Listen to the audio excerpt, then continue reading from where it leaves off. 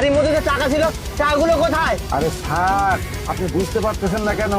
Madam ঢুকছিল এখানে, madam সিরিঞ্জে করে বিষ ওই কোল্ড ড্রিঙ্কসে মিশিয়েছে যেন আপনি মারা যান।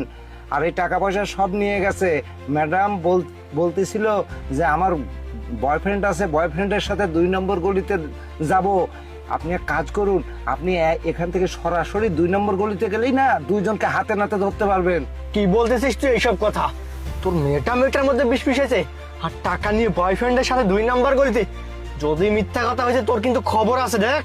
না স্যার, আপনি আমার কথা যদি বিশ্বাস না করেন স্যার, আমাকে সঙ্গে নিয়ে চলুন 2 নম্বর গলিতে, আপনাকে আমি হাতে নাতে ধরিয়ে দিব। ঠিক আছে, চল এবার তাহলে। আয়, চল এবার। আরে বেবি, তুমি এত দেরি করলে কেন?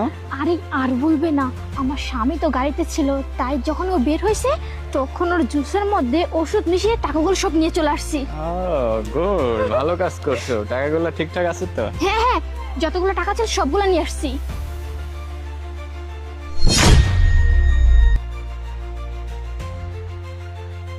আচ্ছা বেবি, তাহলে ঠিক আছে, বুঝতে পারছো। এই টাকাগুলো নিয়ে আমরা দূরে কোনো জায়গায় চলে গিয়ে সুন্দরভাবে রিল্যাক্সে দিন কাটাই, নাকি? ঠিক আছে, চলো বেবি, আসো। আমাকেও সাথে নিয়ে যাও।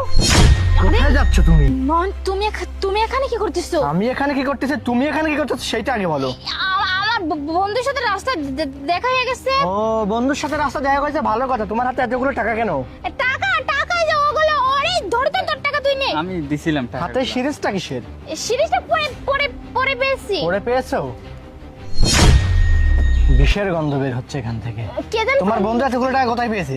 স্যার, আমি হচ্ছে আমার এক ফ্রেন্ড, ওই ফ্রেন্ড আমাকে টাকাগুলো এই বেয়াদব, আমার টাকা আমি তুলে আনছি, তোর টাকা হয়ে গেছে। আর তুই আমার জুসের মধ্যে বিষ মিশিয়ে টাকাগুলো নিয়ে এসেছিস, বয়ফ্রেন্ডের সাথে পালিয়ে যাবি।